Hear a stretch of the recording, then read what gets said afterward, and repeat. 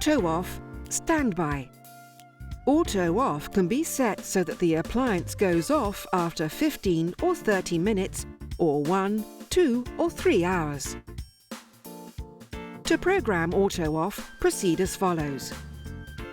Press the selection arrow corresponding to the appliance settings menu symbol to enter the menu. Scroll through the menu items by pressing the selection arrow corresponding to Next until Auto Off appears on the display.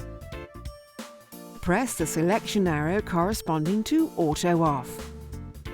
Select the required time interval by pressing the selection arrows corresponding to increase or decrease the values. To confirm, press the selection arrow corresponding to OK.